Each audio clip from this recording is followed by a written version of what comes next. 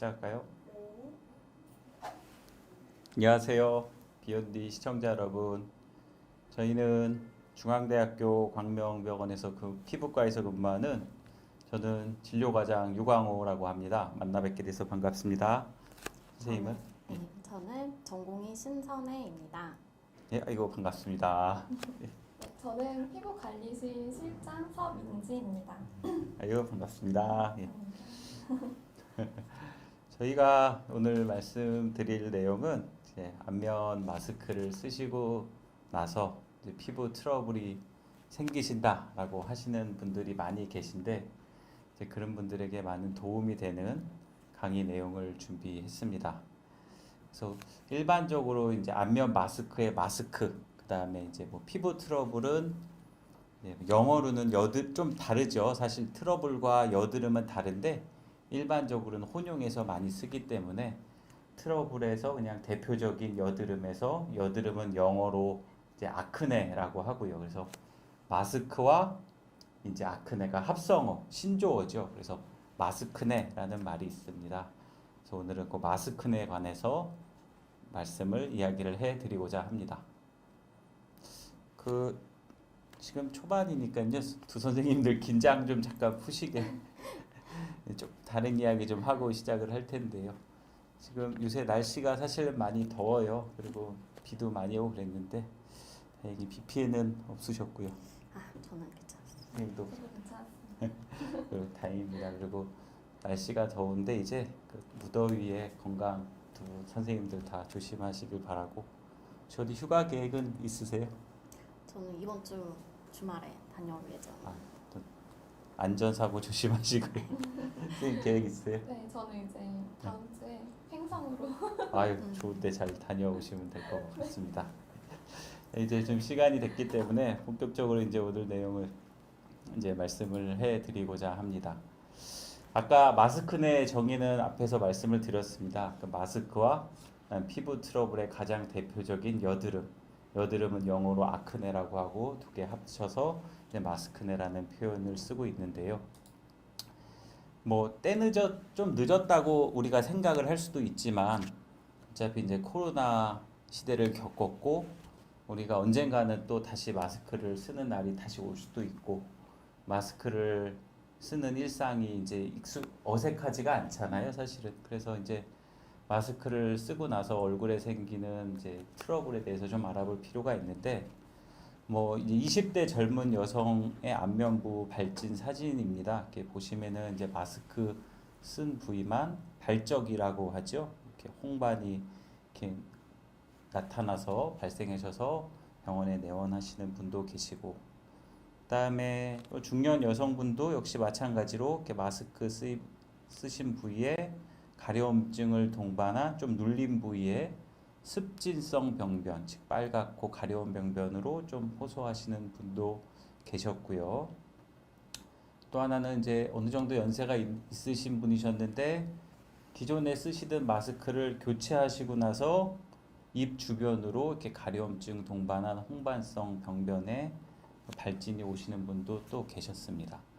그리고 과거에 이제 얼굴에 이제 뭐 주사 피부염이라고 해서 얼굴에 혈관이 확장돼 있어서 그 혈관의 확장이 예민한 정도와 뭐 모낭충 이런 것 때문에 관련돼 있는 안면부 주사 피부염이 있습니다. 그래서 주사라는 거는 우리 예전에 그 술 많이 드시고 그 딸기콕처럼 술 먹고 생기는 얼굴 피부다라고 해서 이제 코 주변에 발적을 이제 주사 피부염의 대표적인 증상인데 기존에 앓고 계셨던 주사 피부염도 이렇게 마스크 쓰시고 더 악화돼서 오셨던 분도 계십니다. 그래서 새로 생긴 발진도 있고 기존에 있던 피부 증상도 악화되는 경우도 있었습니다. 뉴 노멀이라고 하면 이제 새로운 것이 노멀이 되는 시대죠. 그래서 일상화 그 신조어인데 뉴 노멀이라는 말은 이제 우리가 이제 너무나도 익숙하죠. 새로운 것을 어쩔 수 없이 받아들일 수밖에 없는데 과거 코로나 시대가 겪으면서 우리 스스로 몸을 보호하는 방법은 크게 두 가지를 많이 강조했었죠. 그래서 철저한 손 위생, 손을 열심히 닦는다든지 마스크 등을 써서 호흡기를 차단하는 뭐 개인 보호구 착용 등이 있었는데 이러한 자신을 보호하는 방법을 너무 이제 장기간 하다 보니까 그로 인한 이제 어쩔 수 없는 다른 불편한 피부 증상들이 나타날 수밖에 없었습니다. 그래서 오늘은 뭐 철저한 손 위생 요거가 중점이 아니기 때문에 마스크 사용 후에 생기는 발진이 중점이고 합니다. 그래서 철저한 손 위생에 관해서는 그냥 간단하게만 말씀을 드리고자 합니다. 신 선생님 혹시 손을 청결하게 하는 방법은 크게 어떻게 좀 나눌 수가 있을까요? 손 세정 방법에는 크게 이제 저희가 흔하게 물이랑 비누를 사용하는 방법이랑 최근에 이제 코로나 바이러스가 유행하면서 많이 사용이 늘어났는데 알코올 베이스로 된 손 세정제를 사용하는 경우 크게 두 가지로 나눌 수 있습니다.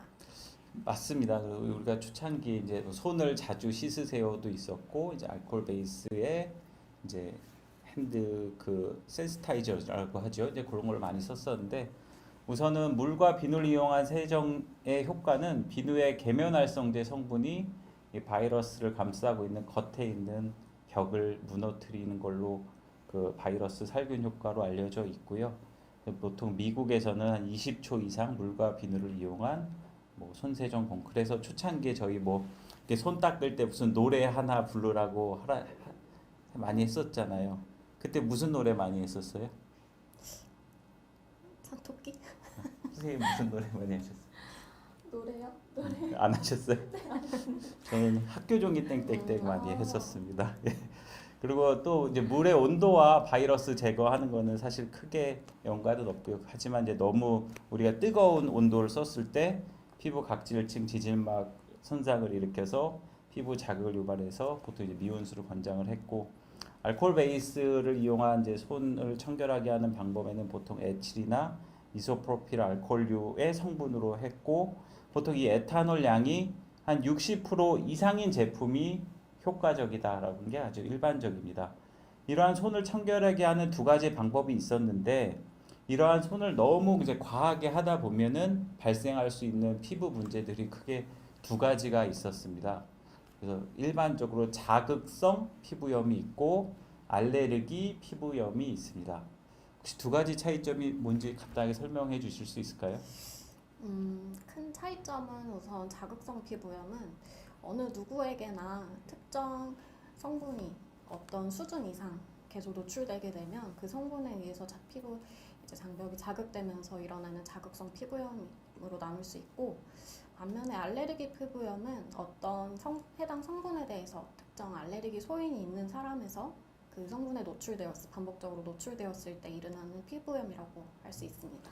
굉장히 중요한 말씀이신데 자극성 피부염은 누구나 올 수가 있는 거고 알레르기 피부염은 그 성분에 예민한 분들이 올 수가 있는데 그러면 우리가 사용하는 비누나 손세정제에 알레르기 성분이 뭐가 있냐라고 보면 거기에는 사실은 대부분 이제 거부감을 없애기 위한 향료가 있고요. 그다음 또 방부제 성분이 있습니다. 그러한 특정 성분에 알레르기 반응이 있는 분들은 알레르기 피부염 증상이 오고 그다음에 누구나 이제 강하게 올 수 있는 성분이 들어가 있는 분들한테는 누구나 자극성 피부염이 오는데 두 가지 증상의 차이가 좀 있습니다.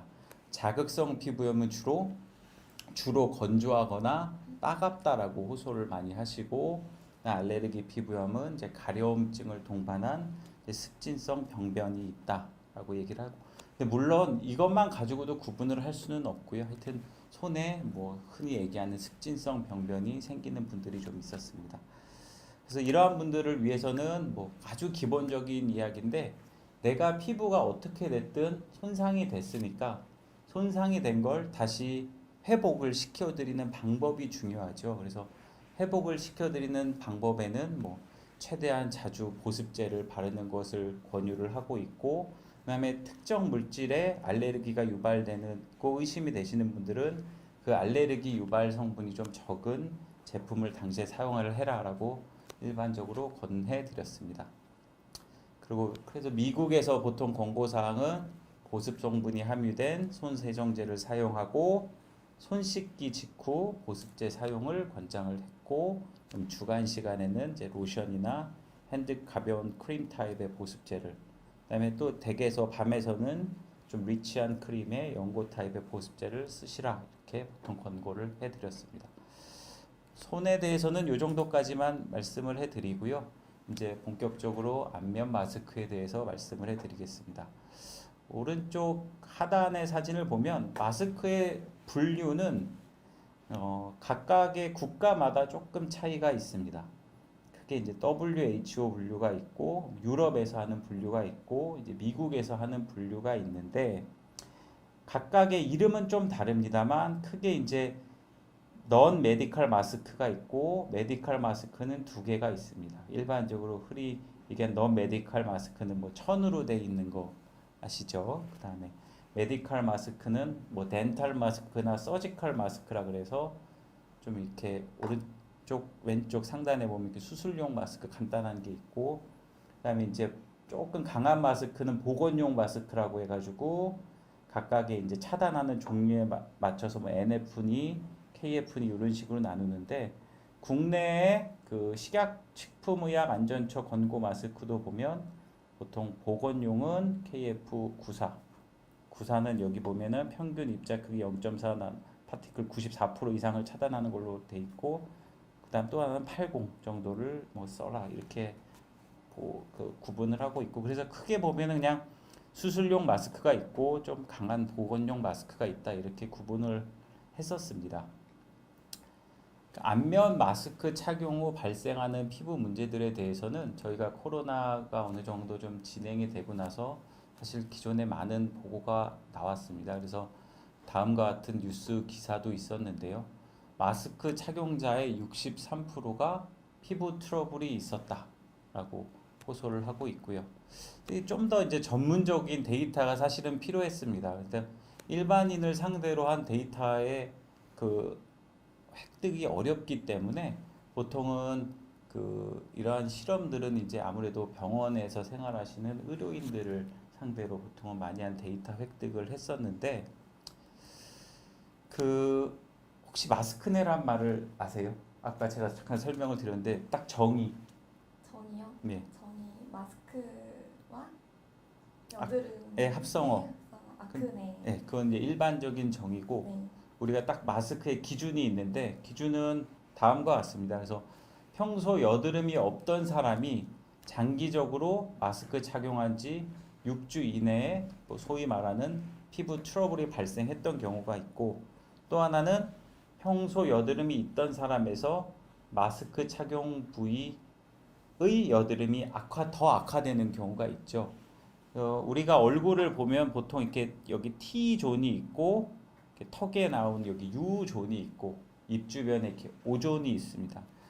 오존이 그 오존은 아닙니다. 하늘의 오존은 그래서 동글뱅이 오존인데 그래서 특히 주로 이제 마스크를 이렇게 쓰니까 오존 주위에 많이 이런 트러블이 발생하는데 이런 걸 보통 마스크네라고 정의를 하고 그래서 두 분 다 인스타그램은 이제 하시죠. 근데 저는 사실은 안 하고 있습니다만은 인스타그램에 이렇게 보면은 새로운 검색어로 이렇게 뭐 마스크네 이런 게 이제 많이 검색이 되고 있고 마스크 여드름, 마스크 트러블 등이 그래서 이제 많이 검색이 됐었습니다.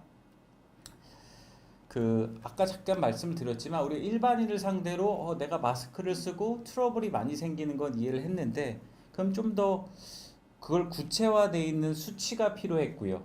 그래서 코로나 시대에 사실은 상당수의 논문들이 발표가 됐었습니다. 근데 그 논문들은 대부분 이제 의료인을 대상으로 한 안면 트러블의 발생 논문이었는데요. 먼저 보시면 다양한 나라의 논문들이 있는데 저희 한국도 있네요. 코리아를 보면은 의료인에서 마스크를 썼더니 거의 34%에서 뭐 일반적으로 얘기하는 마스크 트러블이 생겼다라고 얘기를 하고 있고 미국은 무려 그 비율이 53%네요. 53%. 30에서 50 굉장히 많은 비율이죠, 사실은. 그래서 확실히 코로나 시대를 겪으면서 마스크를 쓰고 의료인에서 얼굴에 트러블이 많이 생겼구나라는 객관적인 수치가 나왔고 그러면 기존의 여드름이 악화되는 경우는 얼마나 됐었을까라는 보고도 있었는데 여기 보시면 기존의 병변이 악화됐던 경우는 이 논문에서는 역시 보건 의료인에서입니다. 45%나 됐고 과거에 나는 있었는데 재발했어요라고 하는 경우는 28%나 됐다. 상당히 많은 수치에서 새로 생긴 것뿐만 아니라 기존에 있던 것도 악화될 수 있고 나는 좋아졌는데 라고 생각했던 게 다시 재발했을 수도 있다. 상당히 많은 보고가 있었습니다. 그러면 과연 우리가 이러한 안면 마스크를 썼을 때 왜 이러한 트러블이 생겼을까라는 게 중요합니다. 왜일까요? 혹시 생각해 보신 거 있으세요? 일단 쓰고 돌아다니면 많이 답답하고요. 덥기도 하고 약간 피부 온도가 올라가다 보고 하면은 좀 피지량이 좀 능가할 수 증가할 있었다. 수 있어서 그렇게 생각하고 있습니다. 굉장히 중요한 말씀하셨는데 신 선생님은 어떻게 생각하세요?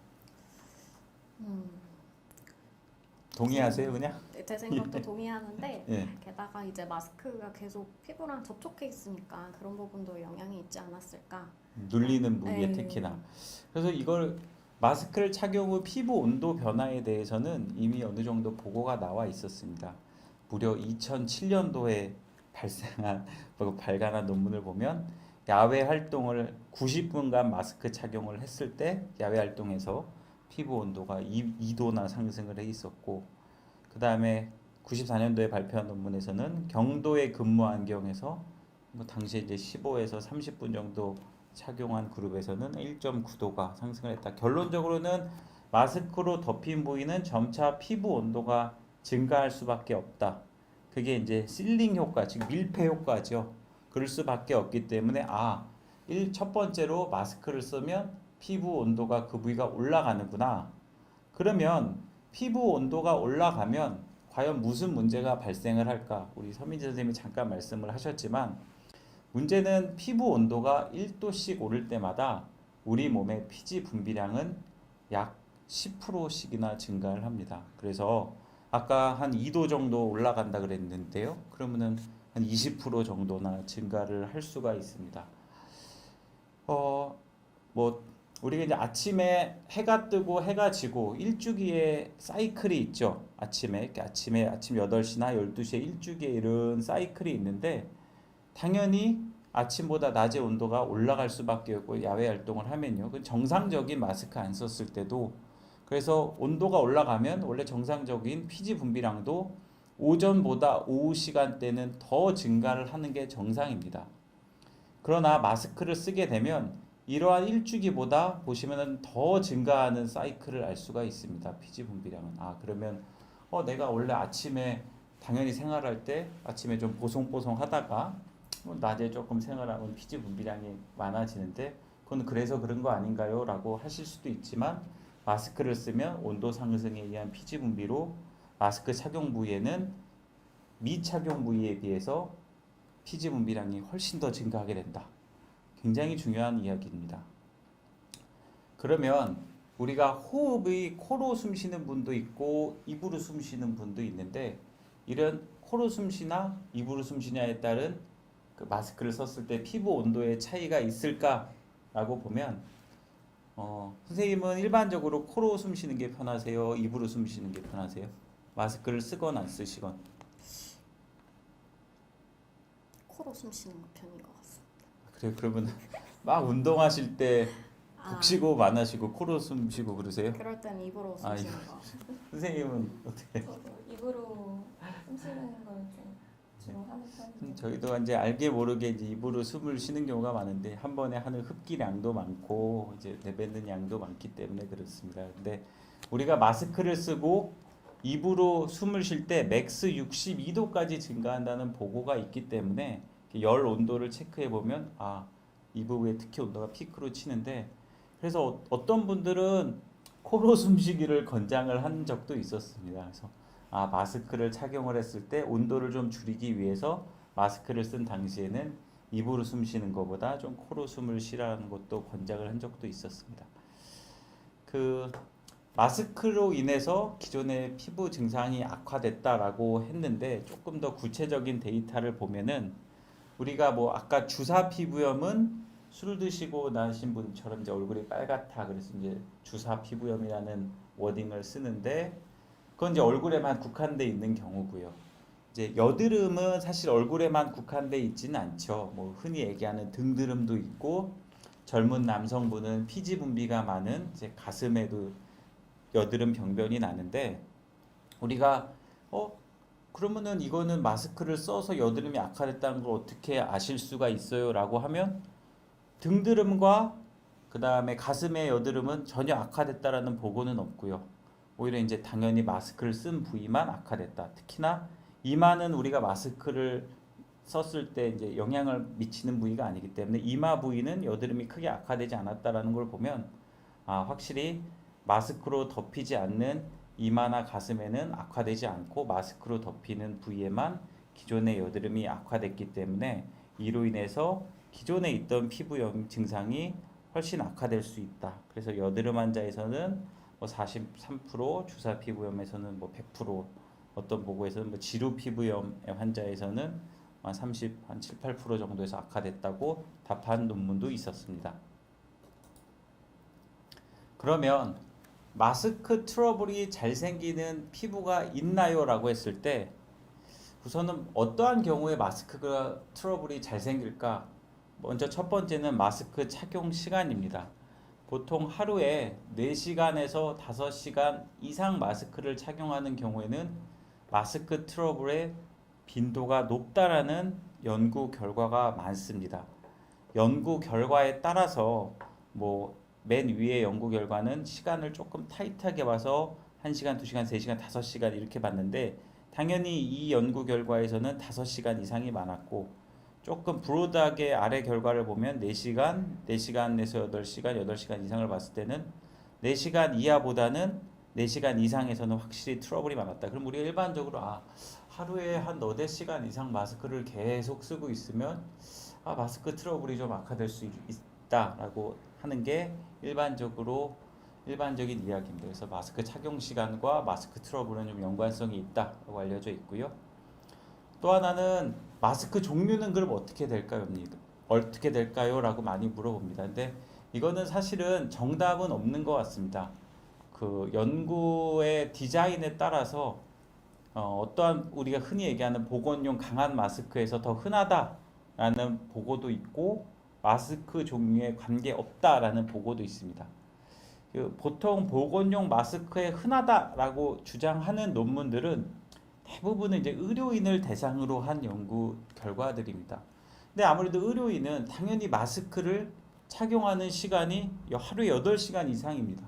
병원에서 근무하시는 시간이 보통 8시간 이상이기 때문에 앞에서 설명드린 바와 같이 마스크 착용 시간이 길면 당연히 트러블이 발생할 가능성도 많고 상대적으로 N95를 착용하는 비율이 당연히 높기 때문에 이런 경우는 통계적으로 유의하게 나올 수밖에 없습니다. 그래서 의료인을 대상으로 한 경우에는 보통 이제 보건용 마스크에서 흔하다라는 연구 결과가 많고 마스크 종류에 관계 없다라는 논문들이나 연구 결과들을 보면 대부분 이제 일반 사람들을 대상으로 한 연구 결과인데 아무래도 일반 분들은 의료인보다는 마스크 착용 시간이 상대적으로 짧고 그다음에 수술용 마스크를 착용하시는 일반 덴탈 마스크를 착용하시는 분들이 더 높기 때문에 이런 분들은 사실은 크게 통계적으로 두 마스크 종류에 따라서 유의하게 차이가 없다라고 알려져 있습니다. 그래서 마스크 종류는 현재까지 정답은 없다라고 게 일반적으로 알려져 있는 보고입니다.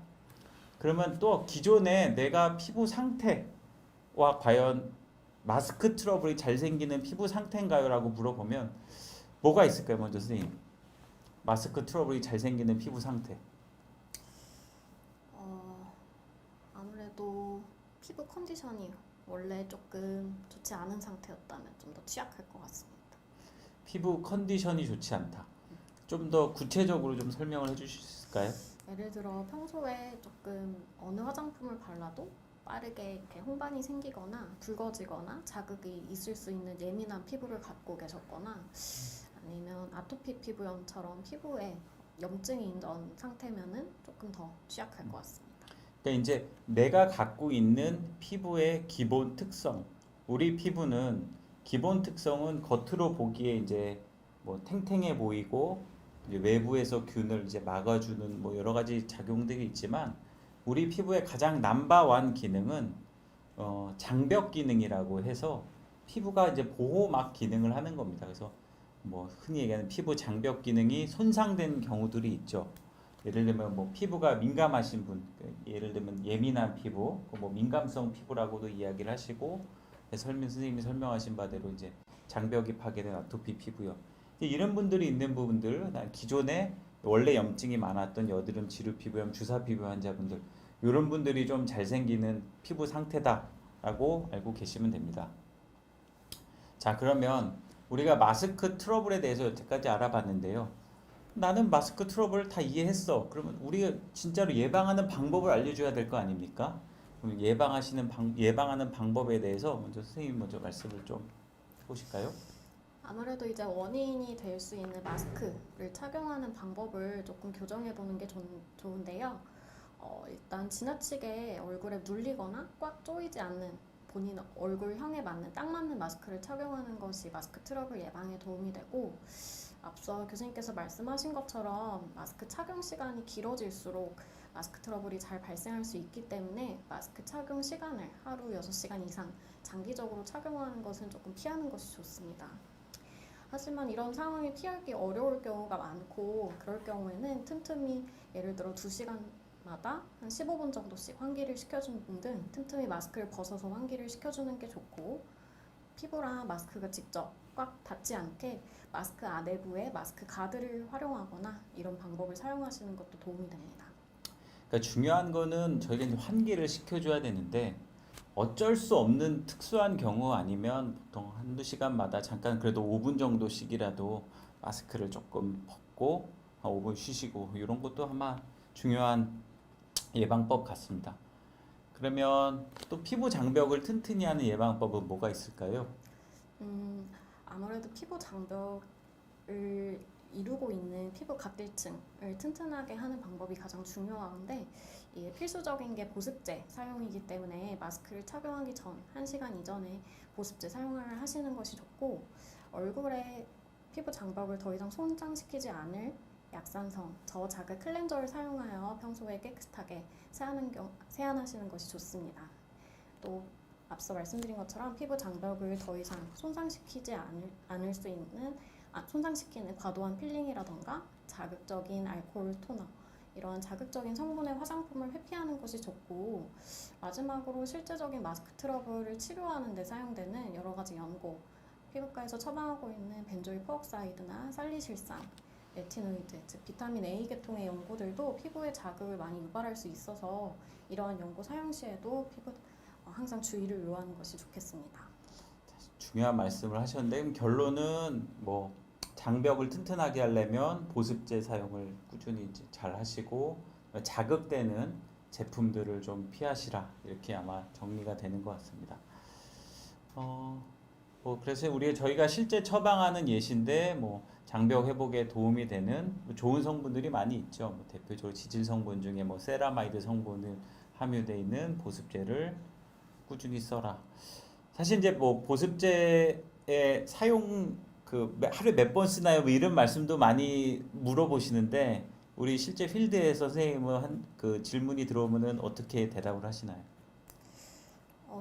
일단 기본적으로 아침 저녁에 세안하시고 보습제 바르시는 건 필수적으로라고 생각이 되고, 평소에 건조하게 느껴지시는 건성 피부를 가지고 계실 때는 사실 보습제를 수시로 갖고 다니시면서 피부가 건조하게 당겨지는 느낌이 들 때는 수시로 발라주시는 것이 좋고, 저도 약간 지성 피부인데 그런 경우에는 아침 저녁 충분한 보습제 사용으로도 사실 충분하다고 생각됩니다.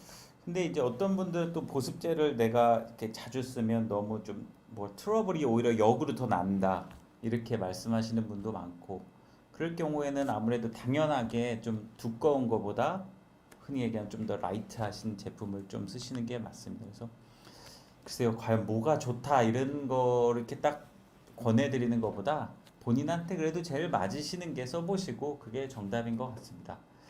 선생님께서 과연 이제 관리적인 차원에서 우리 피부 마스크 트러블이 생겼을 때 관리하는 방법에 대해서 잠깐 설명을 해주실까요? 그 트러블이라고 하면은 너무 많은 개념을 포함하고 있는 단어라서 일단은 뭐 직접 손으로 짜거나 그런 건 조금 피하시는 게 좋으시고, 그래서 피부과 방문으로 정확한 원인과 치료를 통해서 근본적으로 해결하시는 거를 적극 추천드리고요. 그리고 피부 구조와 유사한 성분, 지질 성분과 이제 비슷한 성분의 피부과 전용 화장품을 처방해서 사용을 하시는 것을 추천드립니다. 그리고 이제 조금 뭐 워터프루프나 아니면 무거운 제형의 차단제를 사용하면은 모공을 막을 수 있는 그런 위험성이 있어서 최대한 가벼운 제형, 물리적 자외선 차단제를 사용해서 피부에 자극을 조금 덜 해주시는 것이 좋습니다. 그리고 두꺼운 메이크업, 과도한 각질 제거 등 안 좋은 것을 피하는 것이 제일 중요합니다. 그리고 그럼 저희가 실제 현장에서 우리 관리사 선생님께서 하시는 이제 스킨 케어의 뭐 과정이나 방법이 어떤 게 있는지 잠깐 설명을 추가적으로 더 해드리겠습니다. 저희 메디컬 스킨케어의 이제 관리는요, 이제 민감성 피부 외에도 이제 여러 가지 피부 관리 방법이 있는데, 오늘 이제 마스크로 인해서 피부 트러블이 생겼고 거기에 따른 이제 민감성 피부 관리에 대해서 천천히 설명을 드리자면은, 민감성 피부는 최대한 안전하고 자극이 덜한 방법으로 진행을 하는 게 가장 좋습니다.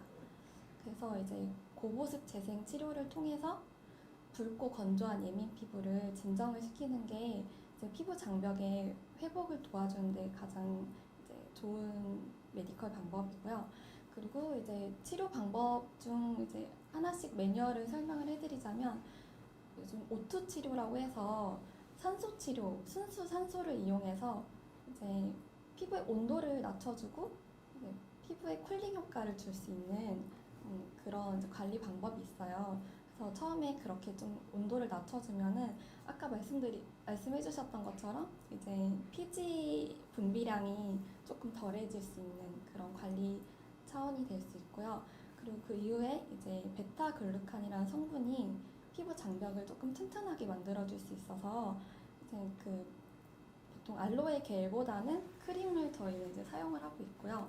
그리고 이제 벨벳 마스크라고 해서, 그러니까 이제 피부 각질층에 수분 함량을 좀 높여주는 마스크예요. 그래서 이거를 좀 오랜 시간 붙여드리고 그다음 재생 레이저, 저출력 레이저를 통해서 피부의 세포 재생을 이제 조금 더 증진시킬 수 있는 관리가 있습니다. 이제 저희가 이제 마스크 트러블을 이제 있으신 분들이나 뭐 일반적인 얼굴에 여드름이나 뭐 기타 이제 트러블이 있는 분들이 이제 자택에서 내가 짜고 싶잖아요. 그게 있으면 얼마나 짜고 싶어요. 거울을 보면. 여드름 짜는 충동은 그건 누구나 그 끊을 수 없는 충동이다라고 얘기를 하는데, 여드름을 이제 자택에서 짜시려고 하신 분들이 왠지 이렇게 뜨거운 물로 세안을 해서 이걸 좀 더 익힌 다음에 뭐 여드름 씨앗이라고 하죠. 그걸 이제 농을 좀 보이게끔 해서 짜려고 하시는 분이 있는데, 앞에서 선생님 말씀하신 바대로 너무 뜨거운 것보다 오히려 조금 온도를 좀 낮추시는 세안이 더 오히려 유익하고 도움이 된다 하는 것도 알고 계시면 도움이 될 것 같고, 그다음 조금 더 관리에 대해서 주의사항에 설명을 해드리면 말씀해 주시죠. 이제 또 여드름 트러블이 나기 시작하면은 아까 말씀하신 것처럼 이걸 과도하게 짜면 안에서 터져버리고 2차적 감염이 또 생길 수 있기 때문에 꼭 피부과에 내원하셔가지고, 이제 저희는 특수 기구를 사용해서 멸균된 소독 기구를 사용하니까 이렇게 안전한 관리 방법으로 진행하시는 것을 적극 추천드립니다. 꼭 저희 병원을 오시라는 얘기는 아니고요. 자택에서 하시기 좀 어렵거나 트러블이 나시면 그래도 댁에 계신 가까운 병원 가서 꼭 선생님들 진료를 한번 받아보시길 꼭 바랍니다. 저희가 이제 사실 그건 번외인데, 그 너무 이제 폭염도 오고 너무 덥고 이제 자외선을 이제 노출받는 시즌이기 때문에, 그럼 과연 마스크와 자외선의 연관관계, 그 자외선을 마스크로 차단할 수 있을까 뭐 이런 이야기인데, 그럼 나 마스크 쓰니까 자외선 차단제를 안 발라도 되나요? 지금 이 얘기잖아요. 그거에 대해서는 우리가 신 선생님이 잠깐 더 하실 이야기 있으실 것 같아요.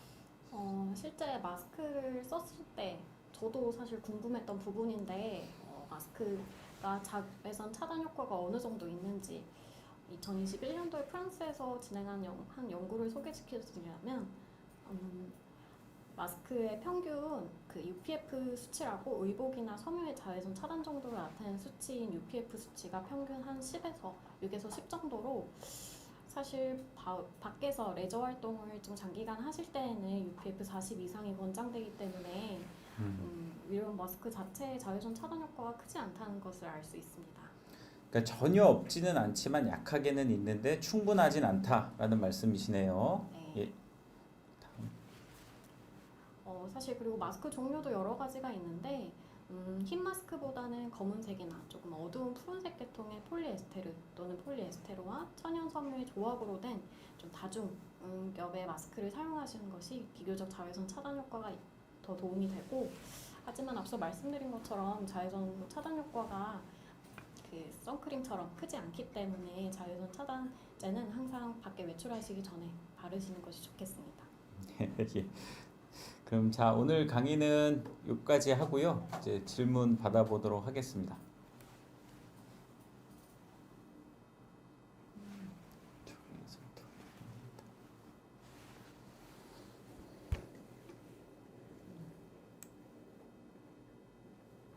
자, 저도 해피바이러스님, 저도 마스크 때문에 너무 고민이 됩니다.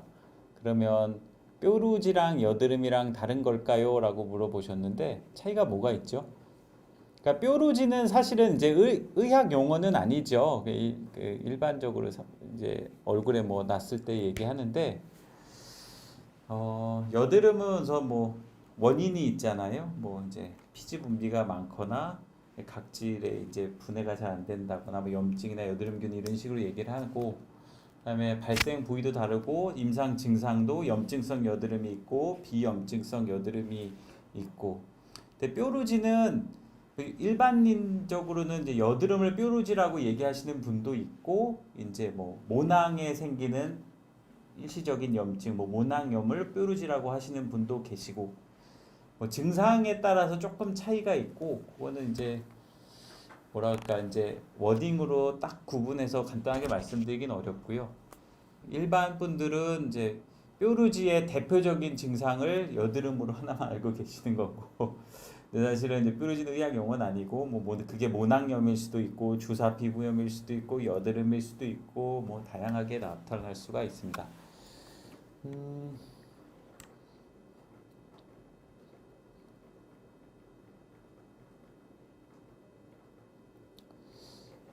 쿠쿠프리님 맞으시죠? 그래서 저는 뾰루지까지는 아닌데 그냥 홍반이라고 하죠. 붉어지는 것이 고민입니다. 그래서 어떻게 하면 좋을까요? 라고 하셨는데, 혹시 관리 차원에서 이제 뭐 그 홍반이 생기는 안면 홍조가 생기시는 그 분들한테 해주실 말씀 있으실까요? 그 약간 어떤 외부적인 자극을 통해서 피부가 조금 붉어졌다면 그냥 그 시중에 판매하는 마스크팩을 하나 구매를 하셔서 냉장고에 이제 좀 시원하게 넣었다가 피부가 이미 좀 자극이 되어 있는 상태라 5분 정도만 올려놓고 바로 떼시는 것도 피부 온도를 좀 낮출 수 있는 방법이라서 그것도 좀 추천드리는데, 마스크팩을 혹시라도 고르시게 되면은 뭐 미백 기능성, 주름 기능성보다는 이제 기능성 화장품 쪽보다는 피부 진정 쪽 라인으로 선택하시는 게 피부를 더 악화시키지 않게 좀 진정을 금방 할 수 있게끔 도와주거든요. 그래서 그런 성분으로 사용하시는 것을 추천드립니다. 그 혈관이 확장이 돼 있으니까 안면에 있는 뭐 이제 빨갛게 보이는 거죠. 당연히 아주 기본 원리인데, 그럼 혈관이 확장되면 언제 확장이 될까요? 혈관이 확장이 될 때. 피부 온도가 아무래도 더 올라가면은 더 확장되기 쉬워지니. 그쵸. 피부 온도가 올라갈 때가 언제 있을까요? 뜨거운 음식을 먹거나 뜨거운 바람을 쐬거나 아니면 이제 운동을 한다든지 발발한 그런 상태에서. 우리가 운동을 하면 이제 체온을 보존을 해야 되니까 혈관이 확장을 할 수밖에 없고, 이 혈관이 확장이 되면 이제 뭐 아까 말씀하신 안면 홍조가 올 수도 있는 거고, 또 하나 이제 뭐 매운 음식을 드시거나 내가 과도한 스트레스를 받으면 뇌에서 신경 전달 물질이 몇 가지 나오잖아요. 뭐 substance, P나 이런 게 나오면 그게 이제 혈관을 이렇게 확장을 시키기 때문에 그런 이제 혈관이 확장될 때는 아까 선생님 말씀하신 대로 온도를 낮춰주는 게 중요하고 그다음에 혈관벽을 좀 수축시켜 드리는 뭐 시술도 있고 아니면은 말초 혈관을 죽여 좀 이렇게 수축하는 이제 경구용 약제도 있고 그렇습니다. 최근에는 뭐 사실 뭐 보톡스도 좀 혈관 확장에 효과가 있다라는 보고도 있습니다. 그 이유는 보톡스가 신경 그 전달 물질을 좀 차단을 하기 때문에 그런 보고까지도 있습니다.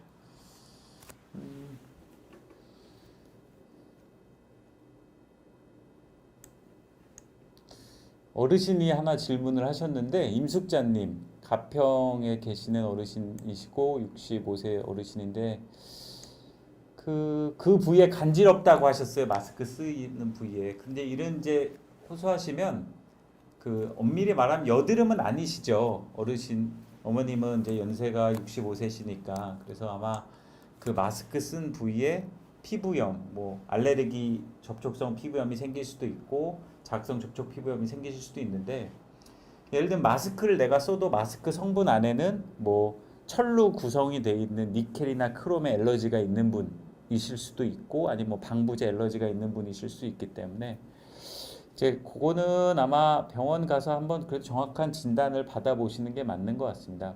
제 생각에는 제가 어르신을 뵌 적은 없지만 그 아마 흔히 얘기하는 뭐 뾰루지나 여드름 같은 마스크 트러블은 아니고 아마 마스크 착용 부위에 생긴 약간 알러지나 아니면 피부염 반응이라고 생각이 듭니다.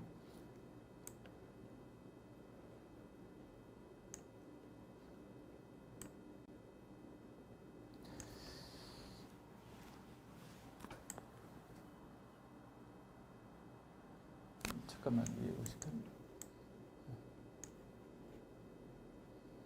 그 아마 야외에서 일하시는 선생님이 혹시나 이제 본인 나이보다 당연히 혹시 조금 이제 연세가 들어 보이신다고 주변에서 이야기를 하시는 것 같은데 우리가 피부 노화는 내인성 노화가 있고 외인성 노화가 있습니다. 내인성 노화는 나이가 이제 드시면서 생기는 어쩔 수 없는 노화 과정이 있죠. 뭐 피부가 얇아지고 그다음에 콜라겐이 줄고 지방이 좀 줄어서 이렇게 껍데기가 얇아지고 뭐 이런 게 있는데 이제 외인성 노화는 밖에서부터 오는 자극이죠. 뭐 담배를 피시는 분도 노화가 좀 빨리 오고 특히나 야외 활동을 하시는 분들은 자외선에 의한 그 피부 손상으로 인해서 그 더 증상이 악화될 수가 있는데 그래서 관리하시는 방법은 선생님 넘버원은 밖에서 일하시는 분은 자외선 차단입니다. 그래서 자외선 차단을 꾸준히 하시는 게 중요하고요.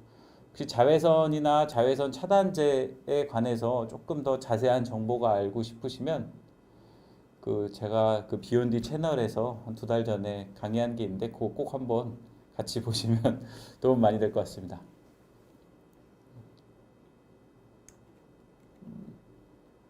천천히 볼까요? 자, 저기 그 어떤 선생님이 질문하셨는데 그 마스크 사용 팁 외에 도움이 되는 식단이나 음식도 있을까요? 기름진 튀김 같은 음식이 나쁠까요? 라는 질문을 하셨습니다. 그러면 우리가 흔히 얘기하는 뭐 뾰루지나 여드름이나 이런 트러블과 음식과의 관계에 대해서 알아보실 필요가 있는데 혹시 하실 이야기 있으세요? 이제 최근에 여러 여드름과 관련된 연구들에서 밝혀진 사실인데 그 흔히 저희가 GI 지수라고 하는 그 이제 탄수화물에서 예를 들어서 빵이라든지 아니면 이렇게 정제된 탄수화물을 섭취하는 높은 GI 지수를 갖고 있는 음식들을 섭취하는 것이 혈중에 IGF라고 하는 인슐린 유사 성장인자라는 물질의 농도를 이제 상승시켜서 해당 성분이 오히려 여드름을 일으킬 수 있다. 네, 근데 이거는 사실 정답은 없는 것 같습니다. 그 여러 가지 연구가 있는데 그 연구 결과마다 주장을 하는 게 좀 다릅니다. 예를 들면 과거에는 우리가 그 뭐 유제품이라고 하죠. 우유를 좀 먹으면 그 뭐 이제 성장 호르몬이 조금 분비가 되고 그게 피지 분비랑 연관이 있어서 유제품은 조금 피지 분비와 연관이 있고 여드름이 날 수 있다라는 보고도 있었고 요새 좀 통계가 많아지면서 크게 연관 없다라는 보고도 있고요. 또 하나는 그리고 식단에 관해서는 우리가 이제 웰빙 라이프를 하면서 이제 고탄 저단인가요? 탄수화물이 많고 단백질이 적은 식단 했던 사람과 반대로 저탄 고단인가요? 맞나요? 표현이 제가 맞나요? 좀 이상한데. 아무튼 탄수화물이 많이 드시는 분보다 탄수화물을 적게 드시는 분이 확실히 피부 트러블이 적다라는 보고도 많았습니다. 그래서 그건 사실 딱 개인의 차이도 있고 정답은 아닌데 그냥 설명을 해드릴 때 좀 탄수화물을 줄이시고 유제품을 줄이면 조금 도움이 되실 수도 있습니다. 이 정도까지만 말씀을 드리겠습니다. 다른 거 있나?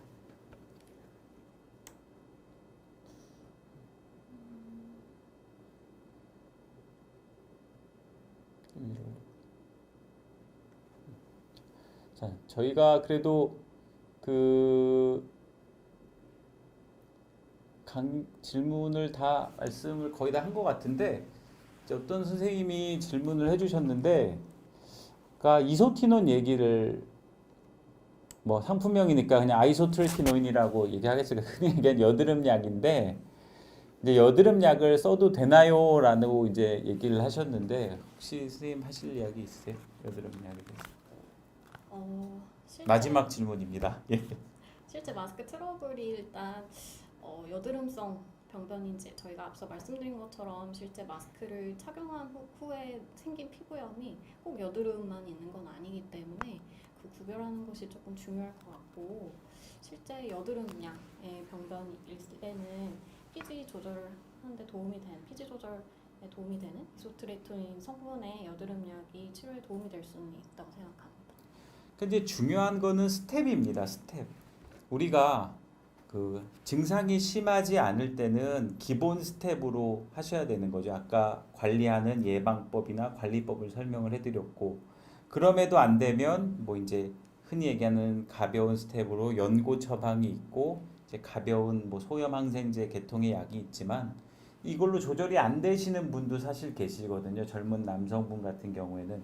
그런 경우에 아주 심한 경우에 뭐 흔히 얘기하는 과거에 로아큐탄이나 뭐 이소티논으로 많이 알고 계시는 여드름 약을 처방을 하는 경우도 있습니다. 근데 이러한 여드름 약은 발생할 수 있는 부작용이 좀 있습니다.